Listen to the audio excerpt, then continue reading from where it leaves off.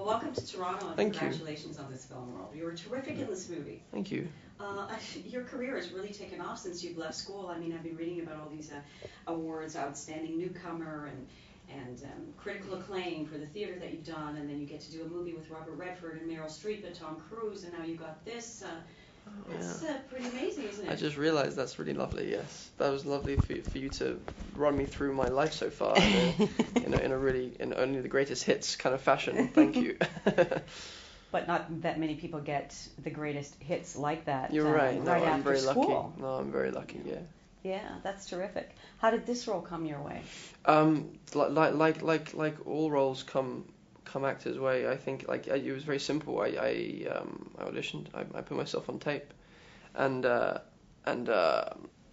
sent a tape, and that was kind of it. And I think Terry's agent also represents another director who I had just finished working with, who I think said nice things about me, and I think that really helped. And it just kind of came about in that way. Mm-hmm.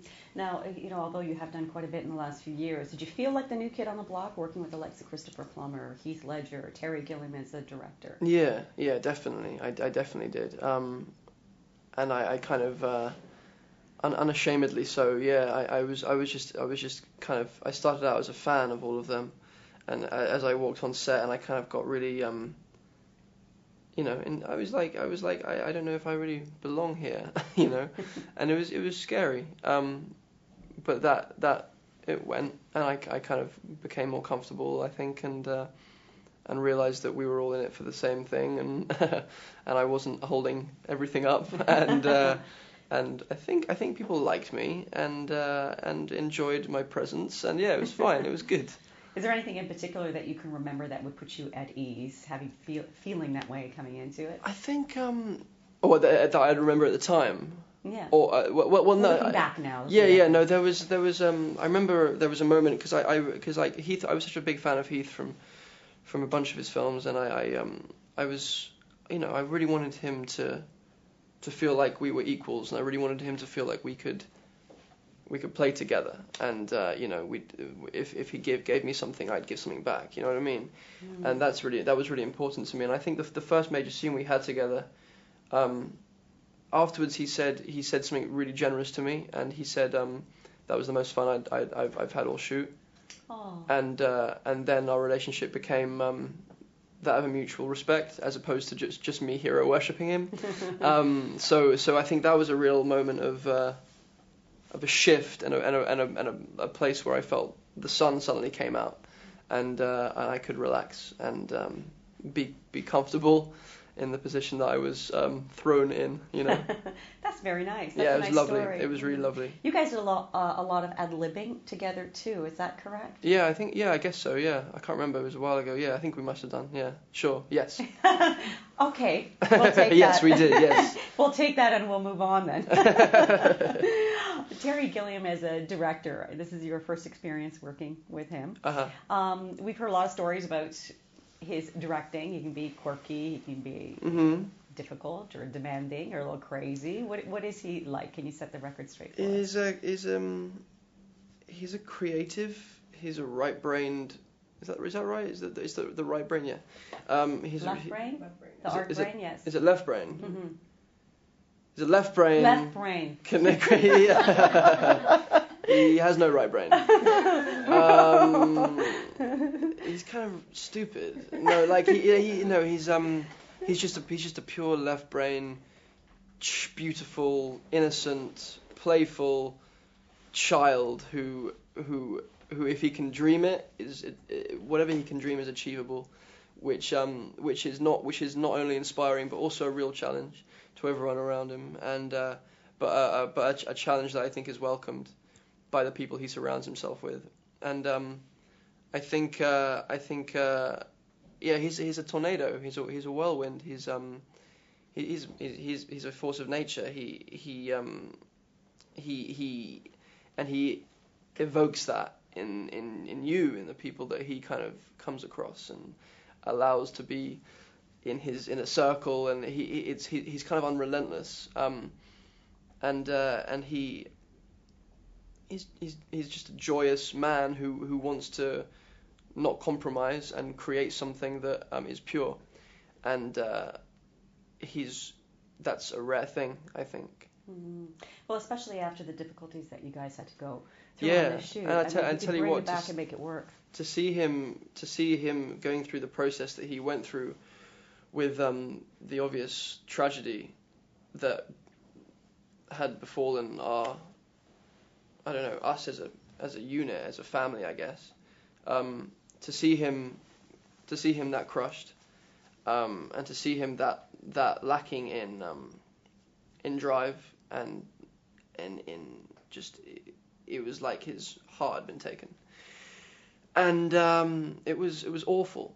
It was awful for all of us, and but to see and to feel us collectively figure out, go from going, well, we can't finish the movie, how can we finish the movie? Heath was the driving force behind this film. To go to, well, we have to finish the film so that the work that he's done can be seen. That, out of respect, it's duty, and then energy came, and then a void that he left within all of us had to be filled. And everyone kind of pulled in and pulled their weight in different ways. And must have been difficult though, getting back on that set and shooting with. Oh my God, horrible. And there were days when I mean, I can only speak for myself, and there were days where it felt like what we were doing was wrong, and there were days it felt like what we were doing was so right and necessary. How do you feel now?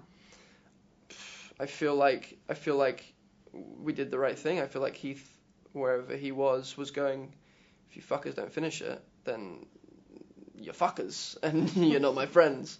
Do you know what I mean? Like it honestly did feel that he needed us to finish it, and I think yeah, I mean, like, maybe that's just my way of justifying it in my head, who knows. Either way, I believed it, and it was more finishing it for him and for his work to be seen, so it didn't just collect dust in some storage space for film. You know what I mean? Mm-hmm. Yeah, you don't want it to become like archive footage. You want it to be immediate and now, and you want it to give it to people who want to see it, because that's what he was doing in his life. He was being generous with what he had, his mind, his heart, his body, his voice, his being. He wanted to give that and give whatever he had to offer. He was an artist, and so for an artist's work not to be seen as criminal. You guys did your job well. Cool, good. Yeah, Thank you. Good. Yeah, I'm so happy that you got this movie made and that it worked out I'm in glad. that way. I'm glad. Let's talk about you a little bit again. What else do you have in the works right now? You've got another big project. Do I? Happening right now. Do I? Somebody famous, like last name Knightley, perhaps. Oh yes, yeah, yes. That. What's that all about? She's yeah. That's fun. That was a fun thing. I finished that. Did you finish that? Finished that a few months ago. Yeah, a couple months ago, with Mulligan, who was here as well with Education. That bit of cream tart.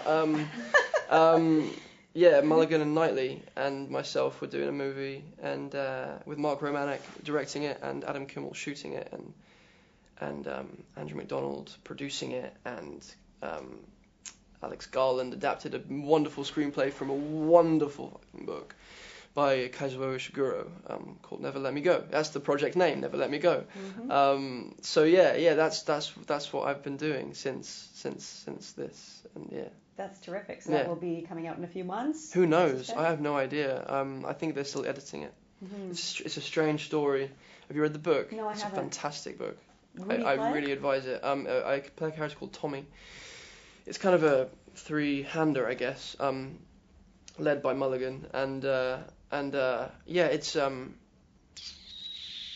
could be really, if we did the right job, it could be really devastating and moving, and it's one of those very deep human stories that it's difficult to find in this industry, like I feel about this, I feel exactly the same way about Terry's work and this one in particular, and to find those people that actually want to reflect humanity or as I was saying earlier about Heath, give something. It's lovely to find that. You're a pretty lucky guy. I'm ridiculously lucky, yes. That was kind of where we started the interview, wasn't it? It was like, I was like, yeah, I'm lucky. I am lucky. Maybe that's the way we should end the interview, on that high note, too. Yeah, no, I think so. Yes, and we will ask you a couple more questions. But Oh, one right. is that you were actually born in America, correct? I was born in Los Angeles, yeah. And how old were you when you moved to England? I moved out of my parents' house and moved to England. I was like 2.5. I just slung a bag over my shoulder and moved away. I just was done with the superficiality of Los Angeles and the industry. Yeah. You're a pretty bright kid if you figured that out at 2.5. No, I was just like, you guys are pushing me into this far too young, and yeah, I just needed to get out. Would you consider moving to Hollywood? LA? My girlfriend lives there. Ah. Mm-hmm. That's not a yes or no. That's just my girlfriend lives there. Okay. All right. We'll wait and see what happens. Yeah. Right. We are doing a feature on the environment, by the way. Oh yeah. And we're asking people, what they're doing for the environment. What do you do to stay green? Do you do anything at all? I recycle. I don't own a car. I ride my bike around London. Bicycle. I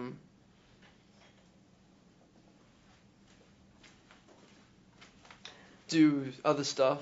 Those are the main things. Yeah. That's excellent. Yeah, what else should I do? I don't know. I That's think good. you're on your way. Every little bit helps. I think that's more than a lot of people are doing. So Yeah, good for you. but I need to do more. Well, we all do. There's You got to think start better after somewhere. you turn off the water when you brush your teeth. Oh, I Those do lights, that. Yeah, right? yeah, no, yeah, of Get course, the yeah, proper no. light bulbs, all of that. Yeah. Oh yeah, Everybody no, does a little absolutely. bit. Not owning a car, that's a good one. Hmm? That's a big one, not owning a car. Not owning a car, yeah. In fact, very good. Thanks. Well, thank you so much for this. What It's a great to wonderful have you interview. here. What a wonderful ego massage interview. Thank you. Yes. I appreciate it.